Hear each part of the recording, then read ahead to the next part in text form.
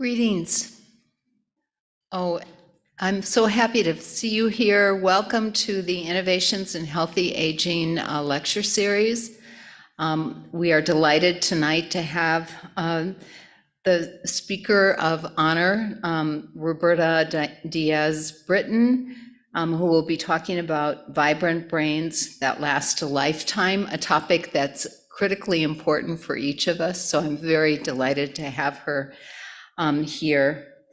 I want to take just a minute here. Nearly a year ago, tomorrow, the University of Arizona community suffered a profound loss when the life of Dr. Thomas Meixner was cut short by an act of violence. Dr. Meixner served as professor and head of the Department of Hydrology and Atmospheric Sciences. He was a great colleague and mentor and beloved by many, and we want to take a moment of silence to remember him.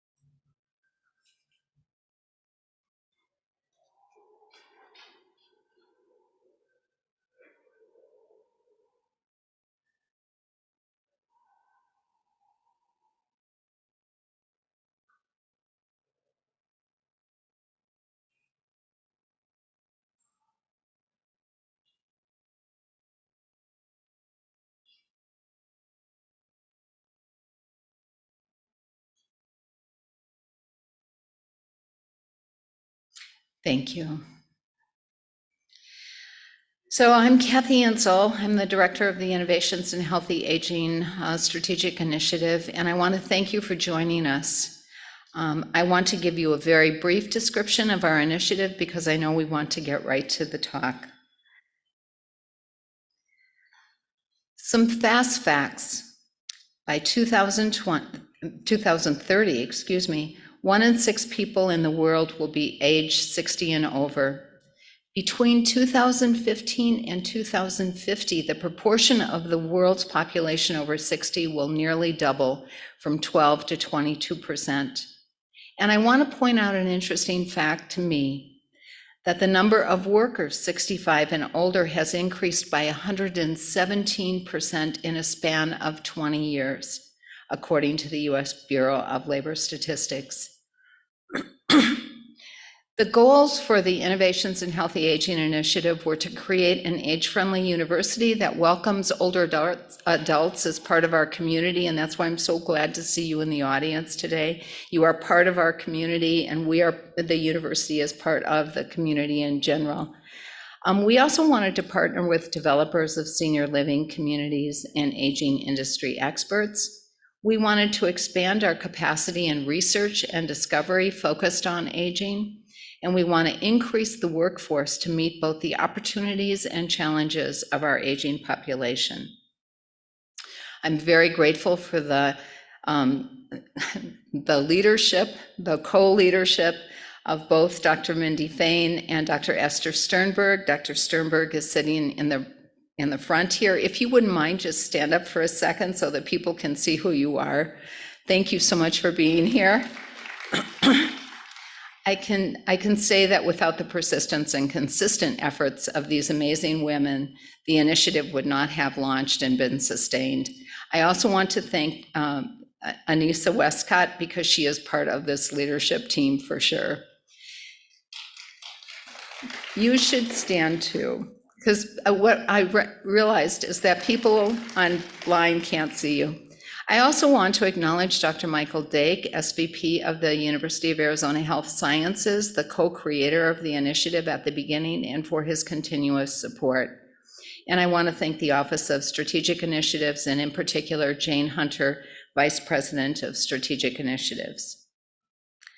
So Innovations in Healthy Aging, I want to give you a heads up that we have some things going on. We have Aging in the Arts Poetry Circle. I don't know if you've been over there, but occurs once a month. It's run by the docents. We are very lucky to participate with them. I think I started from the bottom of the slide, so if you're losing me, it's a correct assumption that you're losing me. We also have this program on awe walking, which is mindfulness and collage coming up next. That will be on October, or you need to register by October 13th. Please join us for these. We've had them all over the city in different locations. From the reports I've gotten from people, they've been a lot of fun. So I really encourage you to check that out. These are all on our website.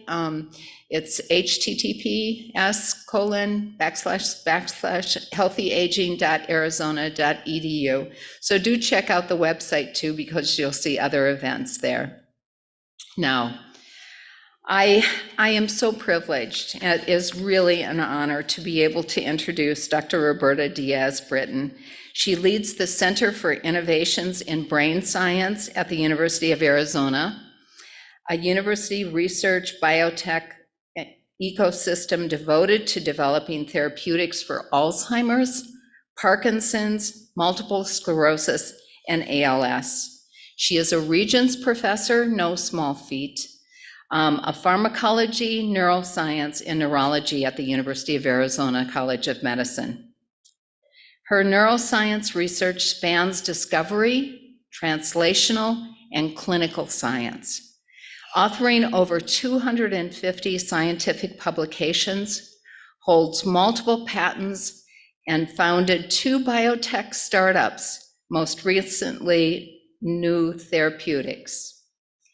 Dr. Britton is an internationally recognized expert in Alzheimer's, whose discoveries have led to innovative therapeutics to prevent, delay, and treat the disease. She is currently conducting 3 National Institutes on Aging phase 2 clinical trials, no small feat, that these trials are oriented toward preventing, delaying, or treating the disease. She is currently conducting also a trial that includes REGEN, is that it? REGEN Brain, to regenerate Alzheimer's brains. Dr. Britton serves on the NIH Directors Advisory Committee Working Group on Diversity, the NIA, so that's National Institute on Aging, Scientific Advisory Board, and the Alzheimer's Drug Discovery Foundation Board of Governors. Her honors include Scientist of the Year from the Alzheimer's Drug Discovery Foundation, Goods Prize, Arizona Bio Researcher of the Year, and the U.S. Presidential Citizens Medal for STEM education. Thank you, Dr. Britton. Welcome.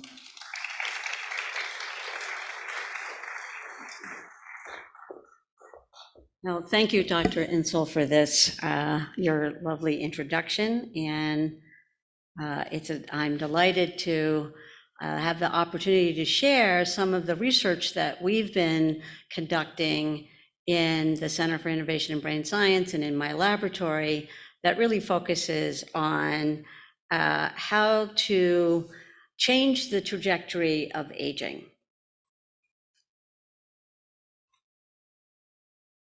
Terrific, thank you. And the goal obviously is to sustain vibrant brains that last a lifetime. Okay. There we go. All right. Maybe I just should, yeah, I'll just tap it and then that, yeah, thank you. So these are my disclosures and our funders that fund our research. And as Dr. Insel mentioned, we have a biotech company, New Therapeutics, formed here at the University of Arizona. So many of you will recognize, okay, here we go. Let's see if this works, yeah. recognize this photo. Yeah, I see people do. And many of you will recognize this as a photograph taken at Woodstock in the 1960s. And I do have to point out that there's a young woman here. I guess I gotta get my laser going here. There's a young woman in that photo. Okay, so, you know, when we did this for the, there it is. Right here. And that is my doppelganger. And that's what I looked like in the 1960s. I was not at Woodstock. My husband was, though, and I didn't know him then. But I was shocked to see my doppelganger there. So for many of you, this is kind of the time of our lives. And we now know that Alzheimer's disease will affect 11% of people over the age of 65. So basically 1 in 10 persons, right? And when we look a little deeper into those who are at greater risk, we find out that women are at greater risk of developing Alzheimer's disease. 2/3 of all persons with Alzheimer's disease are women. And we typically, there's a thought that, well, it's just because women live longer than men. And it's true, we do, by about 4.5 years. And that's not sufficient time to explain a disease that is 20 years in the making. And so we have been focused on understanding Alzheimer's disease during the aging process. And what we've learned about why the female brain is at greater risk, we've also learned about the male brain. So age is the greatest risk factor for Alzheimer's disease, and the National Institute on Aging has a goal to prevent and effectively treat Alzheimer's disease by 2025. What I would suggest is that it's unlikely that we'll be able to effectively treat Alzheimer's disease in just 2 years, but I think we have very compelling evidence that we have the potential to prevent Alzheimer's disease. So let's think about aging. And typically what we think about, and we think about this, is it's a linear process. We start out alive and we end up dead. That isn't the way biology ages, and it's not the way the brain ages. The brain ages in a series of transitions. And those transitions happen over time, right? And so part of what we have is a transition that starts, and then there's a stable period, and then another event happens, and then there's a drop to the next transition, and then another drop to the next transition. And the challenge really is 2 things. One is, how do we prevent these transitions of aging? The other is the idea that you can start out here with severe disease and have a single therapeutic that will then reverse that disease. And it's far more complex than any single one medication or therapeutic. And when we look at this aging transition, oftentimes those events that create this change in the aging trajectory are stressful, right? The death of a loved one, financial loss, and other factors can then precipitate this decline. And what we often hear is, Dad was fine, Mom was fine until, right? And then we noticed, right? And that's this transition state, which I'll talk more about now. So part of the aging process is that these transition states can span years, and those can be the prodromal, the early stages of disease like Alzheimer's. So when we think about transition states, how many of you have gone through puberty? And it didn't happen overnight, right? It happens over the course of time. And a couple of things are important, right? So you go into this transition state, and it's a remodeling project on the brain, right? We think about reproduction from the neck down, but in fact, reproduction is really a function from the neck up in the brain. And this whole process of puberty means that we do this remodeling, we do this remodel on an existing structure. So to enable reproduction. Now, why is that important? It's because this whole remodeling project, this transition state from not being reproductively capable to being reproductively capable, actually has to happen in sequence, right? And everything has to work well. And what we find is that in puberty is a risk factor for depressive illness in females and ALS in males, and multiple sclerosis in both females and males, none of which has anything to do with reproduction, but everything to do with the brain. So let's think about these transition states.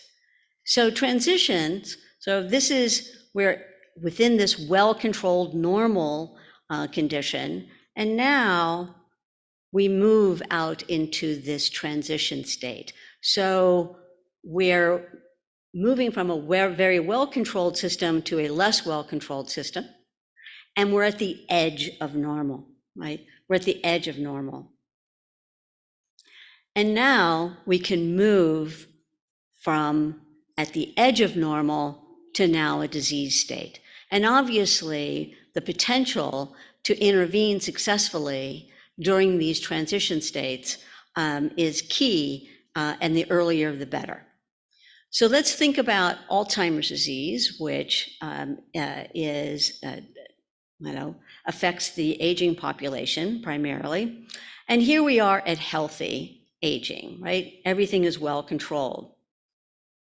And then there is a transition to mild cognitive impairment. And then ultimately to another transition, which is close by, which is late onset Alzheimer's disease, typically after the age of 65, and then terminal AD, right? But what this tells us, and this is work done with Dr. Ray Cheng in our center, is that there's a big shift, there's a big distance between healthy and that first stage of Alzheimer's disease. And we have lots of opportunity to intervene. Now, once that transition has happened, there's a shorter path to actually this late onset Alzheimer's disease. And then there's a longer path to essentially death with Alzheimer's disease. So in each of these components, we have possibilities for intervention. So we've been very interested in how can we identify two things. One, the on-ramps. So how many of you have ever driven in LA? Okay. So you know, how many of you have been on the 405, the 110? Okay. So you know there are a lot of on-ramps to the 405. Now imagine there are no off-ramps, right? And that's where we are in Alzheimer's disease. There's a lot of on-ramps to developing Alzheimer's disease, and at this point, no off-ramps, but we're tackling that problem. So we're quite interested in these on-ramp risk factors, and how can we mitigate those? How can we mitigate those on-ramps? And ultimately, can we develop off-ramps? Okay, so can we identify the on-ramps to Alzheimer's disease? And this is work that we've done in the center with Dr. Francesca Vitali and others in the group, and a number of folks from my laboratory, which I'll mention as we go. So we looked at the risk factors and can we identify the on-ramps? And the answer is yes. This is, again, work with Dr. Francesca Vitale and Greg Brannigan. And yeah, there are actually 364 on-ramps to Alzheimer's disease, and that serve as risk factors. Now, not everyone who develops a risk factor is going to develop Alzheimer's disease. And so part of the question that we've been asking is, yes, we can identify those on-ramps, and can we target those on-ramps to reduce risk? And so this is data from one of our studies conducted with, in collaboration with Dr. Kathy Rogers and Georgina Torrendal in my group. And what we find is type 2 diabetes is a risk factor for Alzheimer's disease. And we asked, do these therapies that treat type 2 diabetes, do they actually impact the risk of developing Alzheimer's disease? And what you see here in the middle is 0, right? So that's essentially no disease or disease presence. But type 2 diabetes therapies, on the whole, are fairly successful or fairly effective in reducing the risk of Alzheimer's, for all neurodegenerative disease, Alzheimer's, non-Alzheimer's dementia, Parkinson's, and ALS. And here's multiple sclerosis. And that was quite surprising to us. And it turns out that these people who are developing multiple sclerosis are between the ages of 45 and older, right? So there's something about that aging process. What about hypercholesterolemia? That people typically are prescribed statins. And statins actually are quite effective in reducing the risk of Alzheimer's, a non-Alzheimer's dementia, multiple sclerosis, Parkinson's, and ALS. So statins are actually quite effective in reducing the risk. And I can regale you later with why that is, right? And we also replicated the effect of the type 2 diabetes therapies in data from the Veterans Affairs. And we see that, and in this case, we were looking at metformin as the control group. And essentially, what these data told us is metformin being the first intervention for pre-diabetes and type 2 diabetes, that in fact, metformin is your best shot, right? And then adding other type 2 diabetes drugs onto metformin are beneficial, but minimally so, right? That it's really metformin that is having a terrific impact. Okay, so what about other interventions?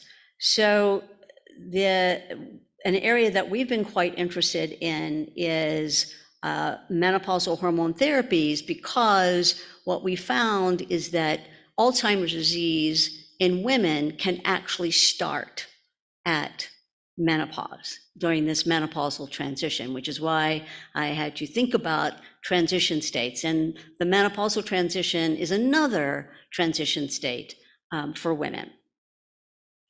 Now, it turns out, again, here's zero risk. And what we find is that for each of these, menopausal hormone therapy reduces the risk of developing multiple age-associated neurodegenerative diseases. And menopausal hormone therapy is quite controversial. And the controversy is really about, when did women start menopausal hormone therapy?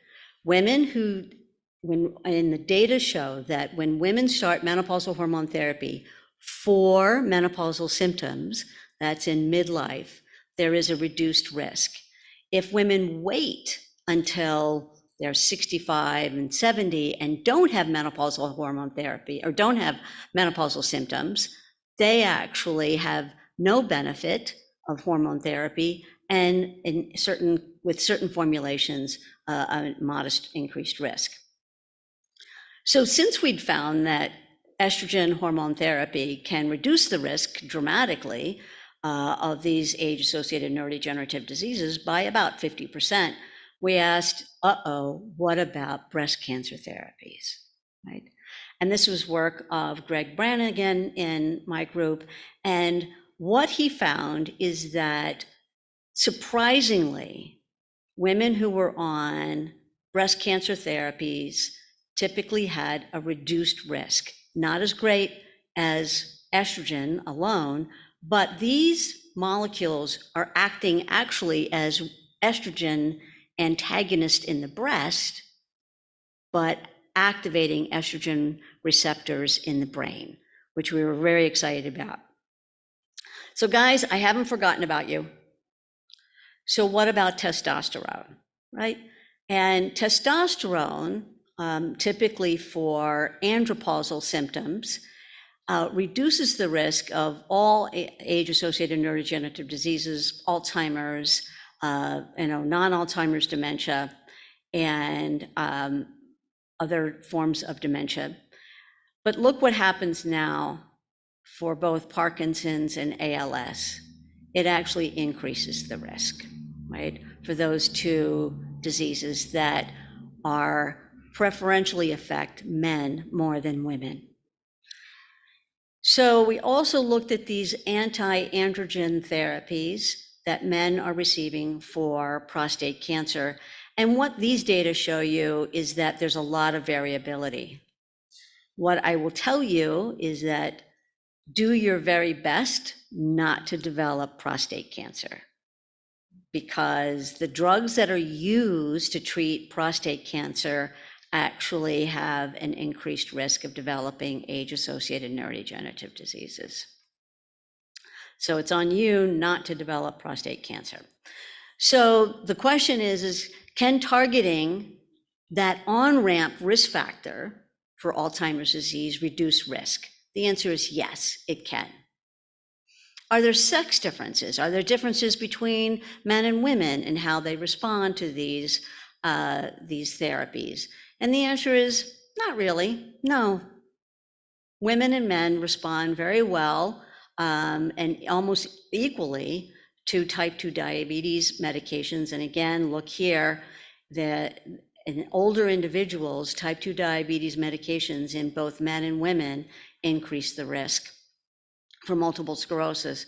But in statins, it's women and men are responding pretty equally, except there is a bit of difference in the women. Men are better responders to statins than women.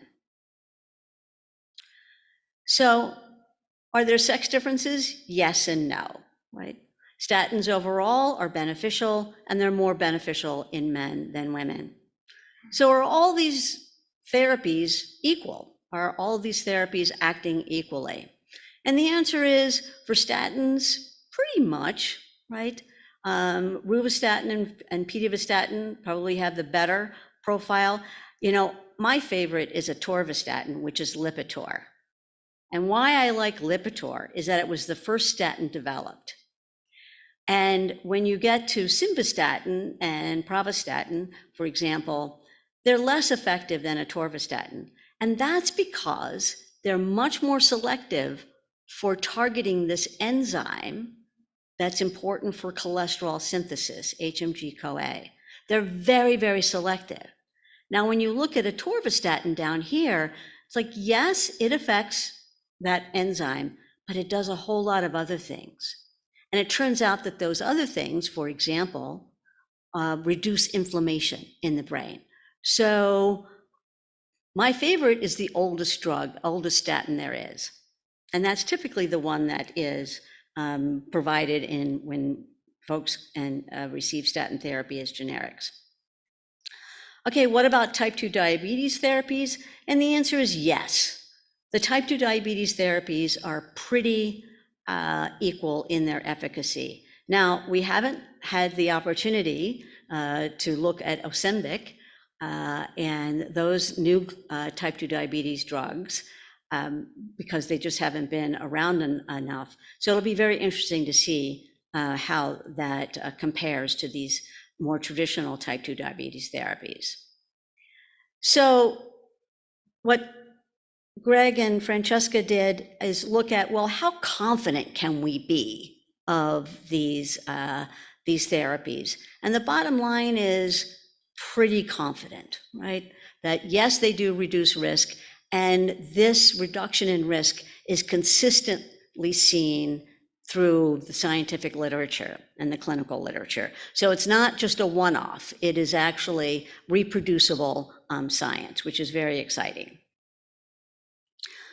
So are all drug classes for the risk factors created equal? No, but most of them are, right? Particularly for type 2 diabetes. So then, but let's think about this, right?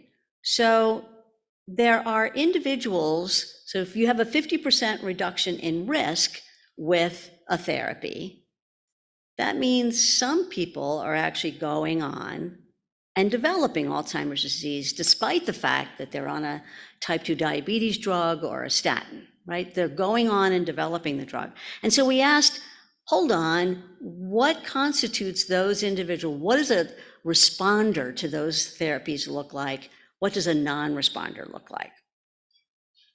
And when we looked at those data, what we found is it's two things. One is what's called the comorbidities. So lots of people who have type 2 diabetes also have dyslipidemia, and then also have a cardiovascular component, right?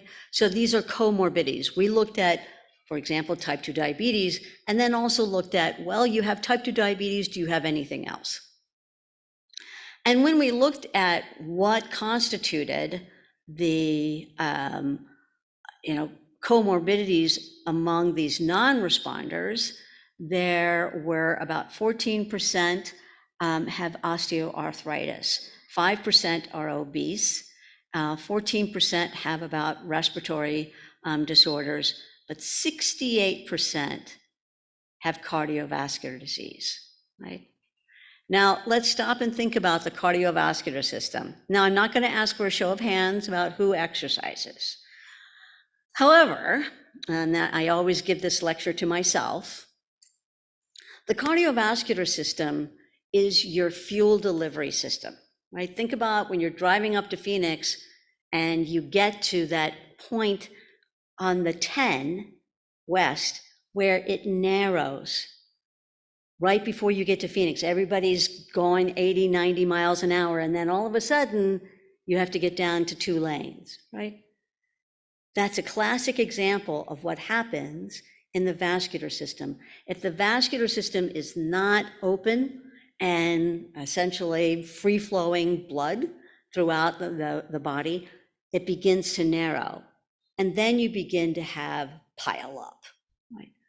And the same is true in the vascular system. The vascular system is the nutrient delivery system for the entire body. Now,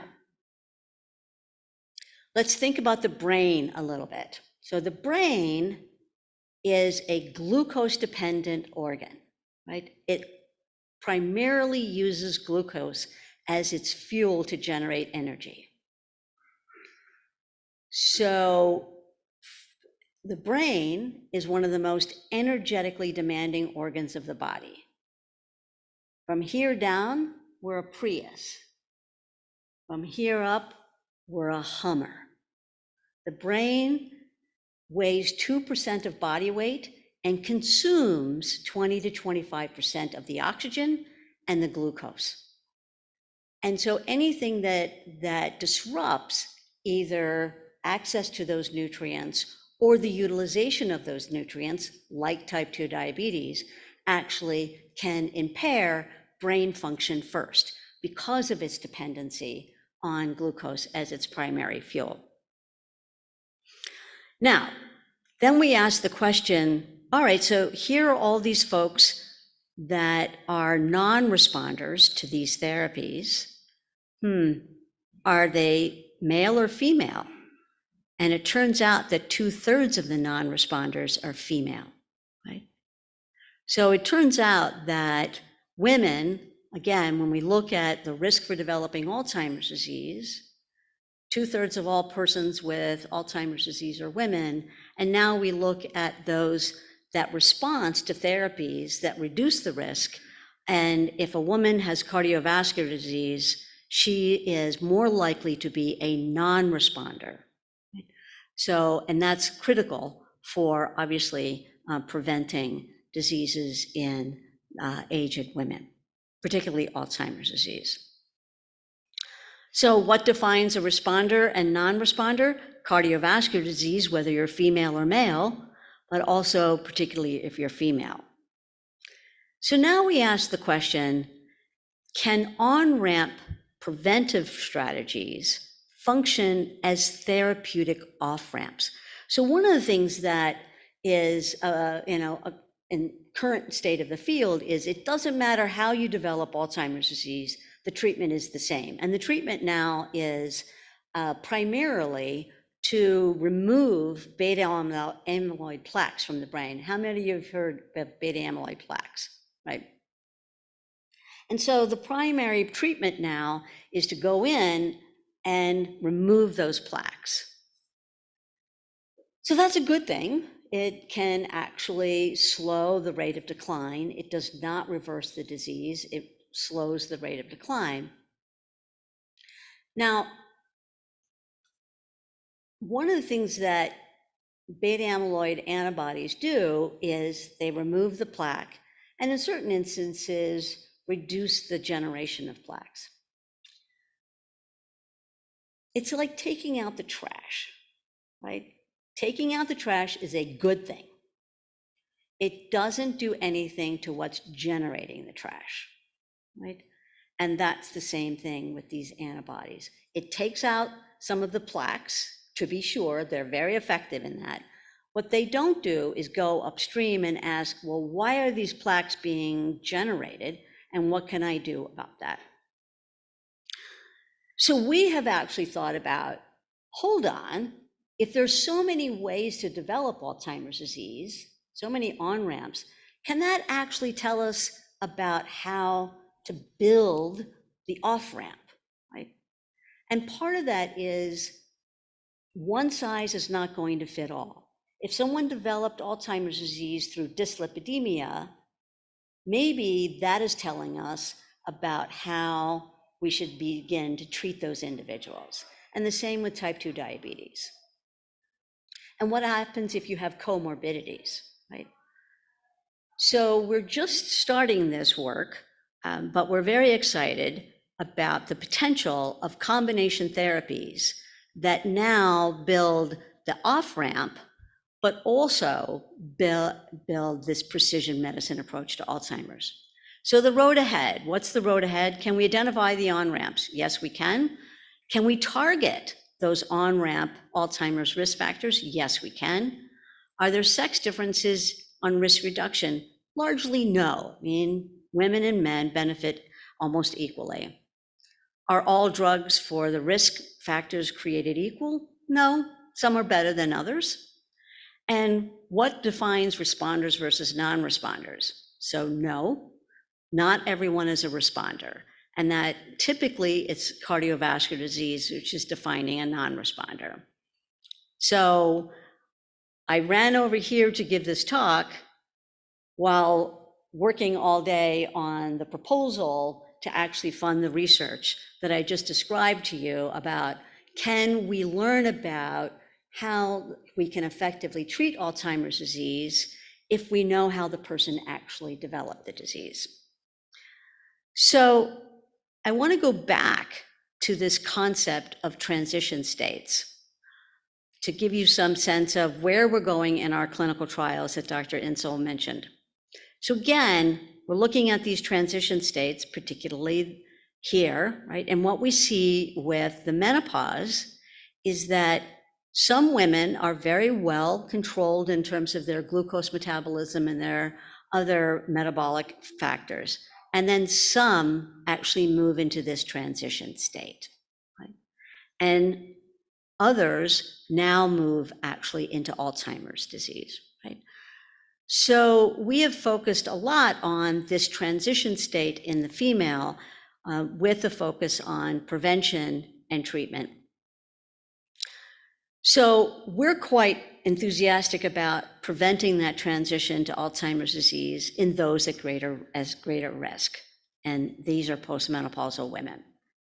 So now for the guys in the room, just think this is andropause. But this is what we've learned from the female. So why are women at greater risk for developing Alzheimer's disease? Is it because they live about 4 to 5 years longer than men? And so when we look at the average age of Alzheimer's disease, it's 70 to 75. We know that the disease is 20 years in the making. And very simple math, what we find is that in those right before that 20-year prodromal phase, we run into the age of menopause in their mid-50s. And so what our work has shown over many, many years is that women are at greater risk for developing Alzheimer's disease, not because they live longer, but because they can start the disease earlier. So if estrogen is beneficial for the brain, why do 80% of women elect not to receive hormone therapy for menopausal symptoms? Because we know that menopausal hormone therapy can significantly reduce the risk of developing Alzheimer's disease. And the reason is, it's the fear of breast cancer. So part of what we had to do, if we were interested in promoting brain health, we had to listen to women and also promote breast health. And so the challenge was, how do we do that? How do we promote estrogen action in the brain and not in the breast? And the answer to that question came through painstaking work that I can regale you with later, that really looked at, first of all, why are women electing not to receive hormone therapy, the fear of breast cancer, and where are they going for that alternative? And where they're going is to an open access, either a drugstore or a natural product store, and they're purchasing over-the-counter soy products that advertise that they are effective. They don't advertise whether they're safe, and in many instances, they're not effective and they're not safe.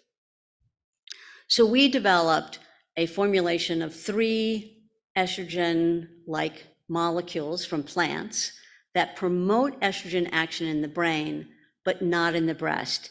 And in fact, in the breast, these molecules promote mechanisms that reduce breast tissue proliferation, whether that's normal breast tissue or cancerous breast tissue, and it also reduces the migration of cancer cells from the breast.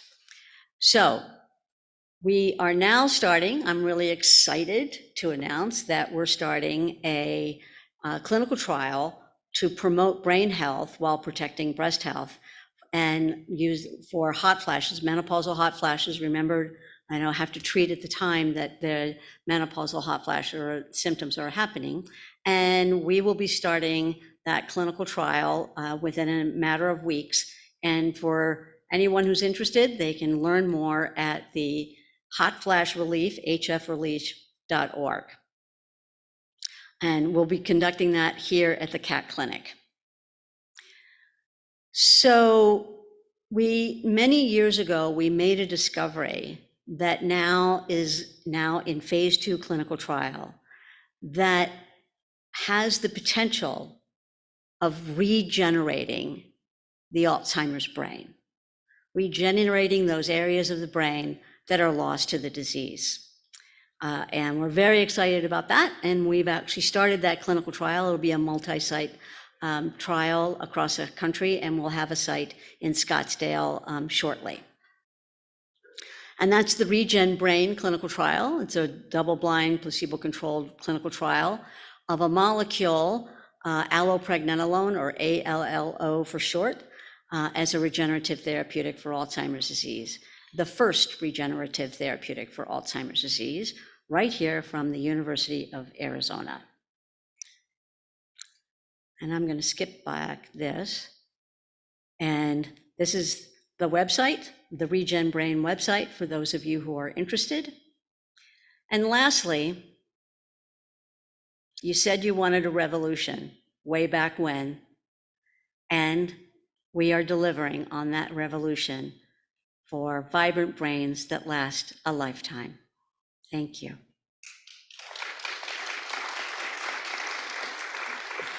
I think we're open for questions.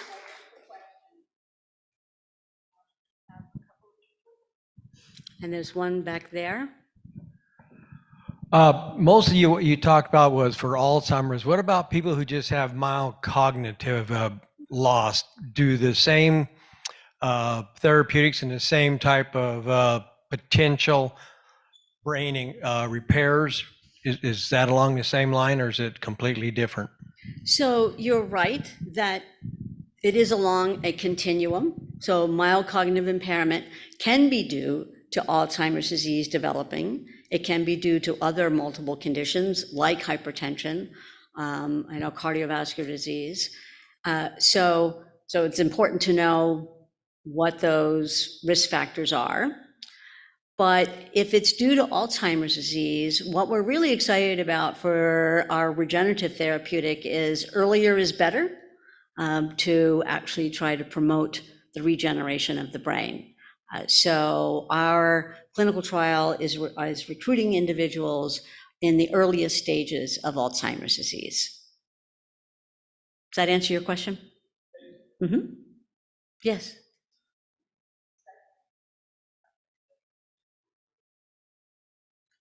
Thank you.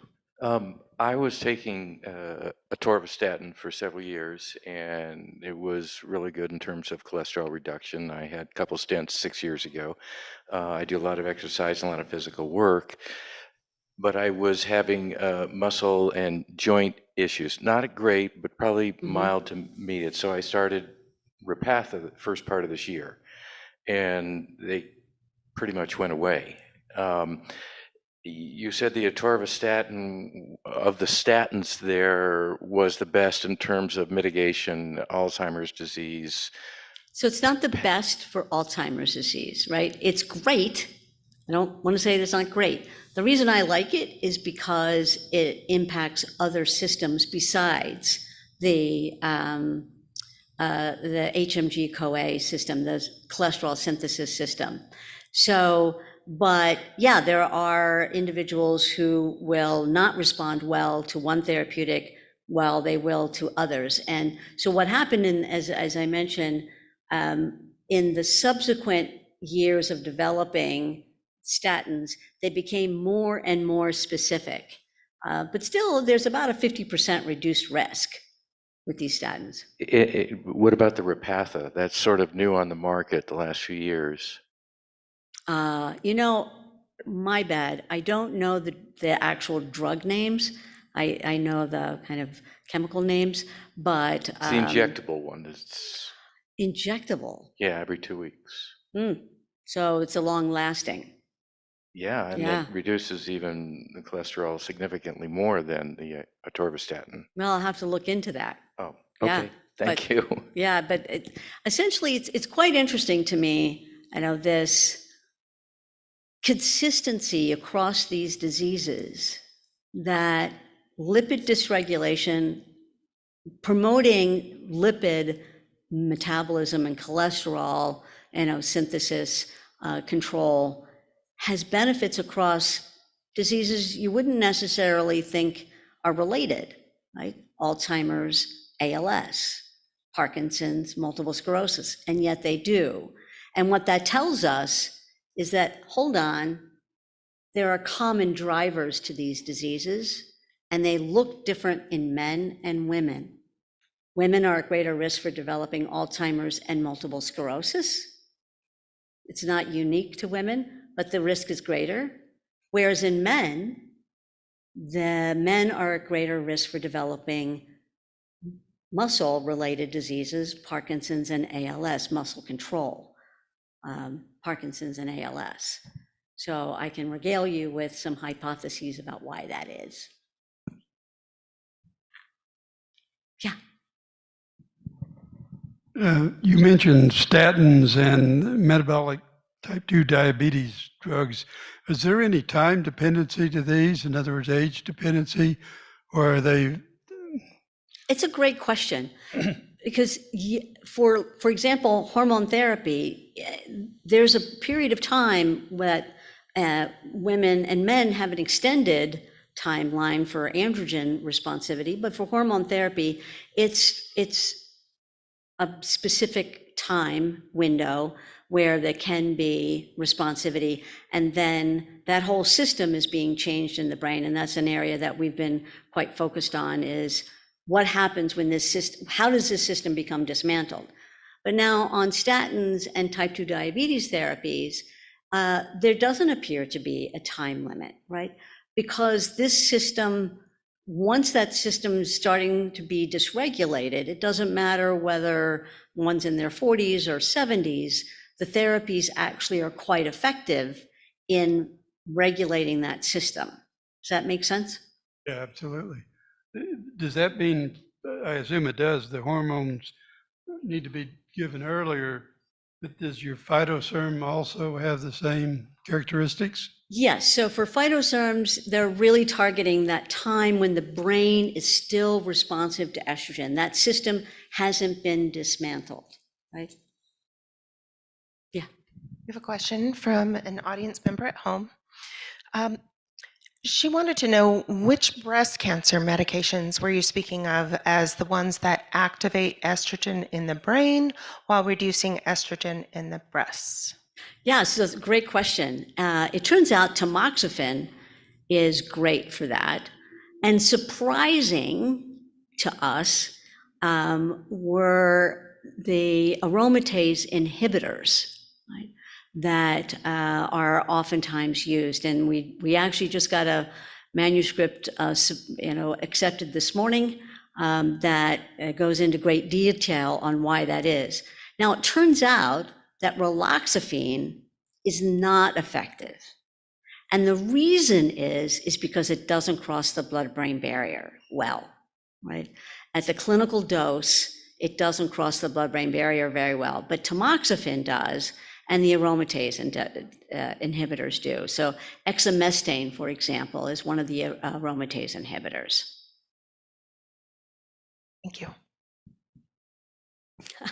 Okay. But we'll come back to you. Uh-huh. Yes, please. I have a question regarding migraine auras and how they're related to Alzheimer's.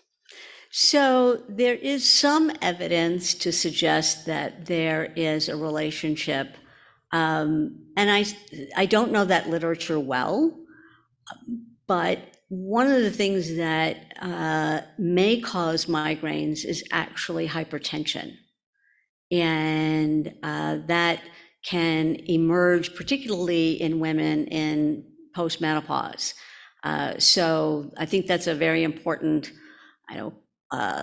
issue to be aware of, is if someone suffers from migraines, are they actually experiencing hypertension?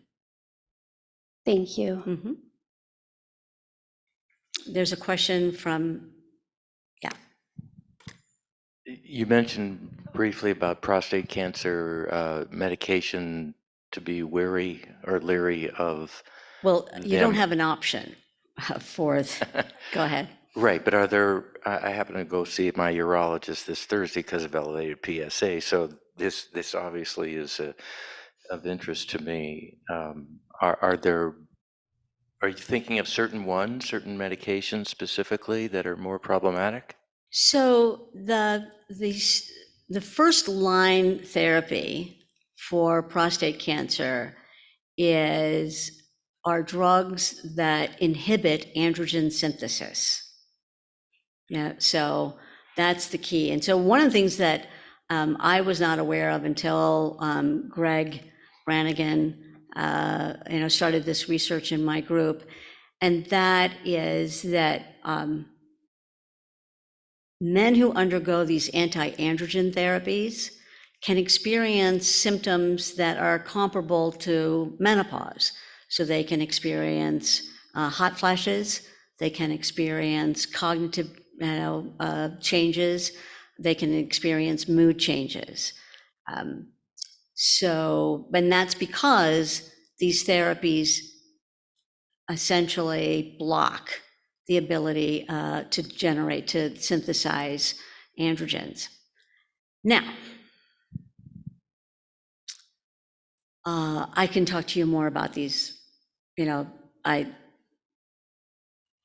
unless everybody wants to take the test in, 10 minutes on these mechanisms of action. Yes. What was the profile of on your research of the women that you took in? I'm Like sorry? age and genetics, was there something? Oh, in it's a great genetics? question. It's a great question. So what we found we did an analysis with our colleagues at USC in Los Angeles to ask the question, could we actually identify women at risk for Alzheimer's disease when they were still healthy, right? And what we discovered was that in a group of women 65 years and older who were all healthy, no one had, a condition that required pharmacological intervention.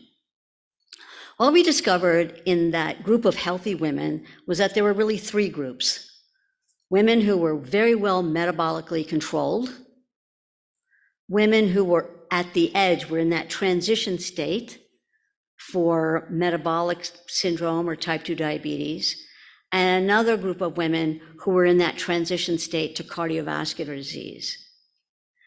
And what we discovered is that the cognitive function had significantly declined in women who were at risk for developing type 2 diabetes metabolic syndrome. The women at risk for cardiovascular disease were in the middle relative to women who did not have either of those. And what was very interesting as well is that the women who were driving the cognitive decline in that metabolic, at-risk metabolic group were women who carried the risk factor for Alzheimer's disease, the ApoE4 gene, right? Now, we then went back into the data and we said, hold on, what's the distribution of ApoE4, this risk gene, across all of these women? And it turns out that the distribution wasn't different. So there were as many women in the healthy group, who sustained cognitive function, who were ApoE4 carriers. And what that told us was, hold on, if you are metabolically healthy and have the ApoE4 gene, you're not necessarily going to develop Alzheimer's disease, right? Or cognitive decline, right? And that the real factor that can be controlled is metabolic health, right? And that if you maintain metabolic health, you could have the ApoE4 gene and be perfectly fine, right? So to your point, essentially knowing your ApoE genotype, remember, it's a risk factor, it's not an absolute, right? Can give you clues about, hey, you really probably should pay attention, not you, but if you had the ApoE4 gene, pay attention to your metabolic health, to your cardiovascular health, make certain that things are well controlled. And if you need therapeutic intervention, that you actually get it. Yeah, is that it? Yes. You mentioned being able to identify AD early with those who might have some dementia. But are you working towards some kind of blood test? I mean, how it could be simple dementia or, precursor to Alzheimer's? It's a great question. And we have not worked on the blood test, but blood tests are here, right? Lots of groups in the Alzheimer's field have developed blood tests. So now, it used to be you'd have to have a spinal tap or brain imaging for beta amyloid plaques. Now it's possible for a blood test to be done and to determine whether that blood test for beta amyloid that shows up in your blood or a fragment of the tangles that shows up in your blood, phosphorylated tau, actually now can tell you whether you had the disease or you're, in this kind of transition zone, or you're perfectly fine. So there are blood tests, and physicians can now order those tests. Yes. We're going to go ahead and close off with this last question. It's 2 related questions from the audience. How long after onset of menopause is it safe to start on hormone replacement therapy? And how long should they take hormone replacement therapy? So the key here is there sustained menopausal symptoms, right? So just like with puberty, you're going into this transition state and you have lots of experiences during that transition. And then you're done, right? And menopause is the same way, right? So menopausal symptoms are basically the brain telling you, I'm changing, I'm changing, I'm changing, right? And that's your window of opportunity to intervene with hormone therapy. Now, after those symptoms dissipate, the brain is no longer responsive to estrogen. So other interventions might be required. For how long? Our data show that the longer women are on hormone therapy, the better their risk reduction, the greater their risk reduction. Now, when we think about how estrogen works in the brain, estrogen promotes brain health and sustains brain health. It does not reverse brain disease. So it's all about promoting and sustaining brain health. It's not about reversing. And with that, I will thank you. It's been so fun. Thanks so much. I appreciate having the opportunity. Thank you so much, Dr. Britton. We are very privileged to have had you here tonight. Thank you all for coming, and we look forward to many more lectures and to hearing more from Dr. Britton. Thanks.